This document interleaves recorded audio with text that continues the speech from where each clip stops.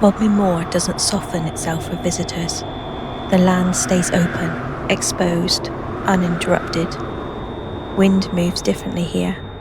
Across the long stretch of road, it doesn't pass you, it moves through you.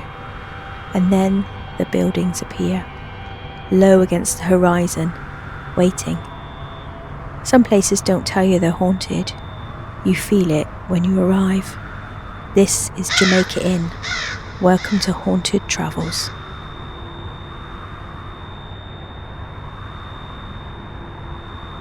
The Jamaica Inn was built in 1750 as a coaching inn along the Old Turnpike Road between Launceston and Bodmin. At the time, this crossing of the moor was dangerous. Long distances without shelter, sudden weather shifts, no lighting, no protection. An inn here wasn't decorative, it was survival. But isolation has always attracted more than travellers, and geography explains what followed. During the 18th and 19th centuries, Cornwall's coastline was closely linked to smuggling. Brandy, rum, tobacco, goods landed quietly along the hidden coves and moved inland under darkness. The moor concealed movement, and an isolated inn offered warmth without questions. There is documented smuggling across the region. Whether every story ties directly to this building is harder to prove, but its location made it useful, and usefulness leaves traces. Inside, the ceilings are low, the fireplaces large, the stone thick enough to swallow sound. It doesn't feel staged, it feels settled. Staff and guests over the years have described cold patches near the bar, footsteps on the stairs when no one is there, a sense of someone standing just behind them. Nothing dramatic, just small disruptions, the kind you dismiss until they repeat.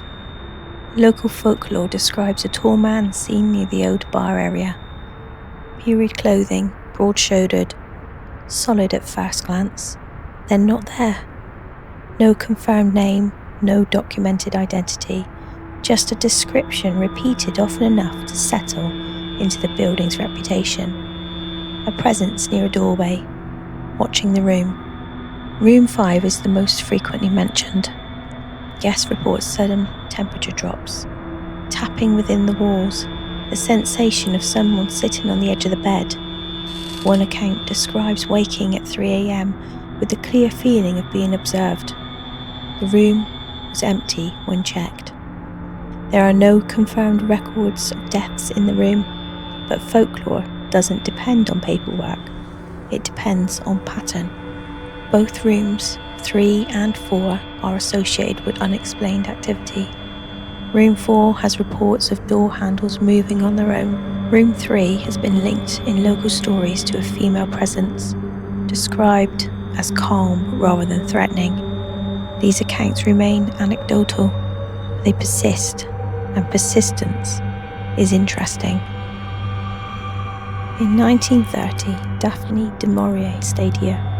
The isolation influenced her. In 1936, she published Jamaica Inn, drawing on the smuggling law and the psychological tension of the Moors. The novel cemented the inn's reputation. Now history and fiction overlap, and the overlap deepens the atmosphere. Fog arrives quickly on the moor. Sound travels strangely. Distance feels distorted. Jamaica Inn stands exposed to it all, weathered, enduring, and listening. Jamaica Inn is documented history. It is literary legacy, and it is living folklore. Smugglers once used it for concealment, travellers use it for shelter, and today, some say it watches the road, because some places remember.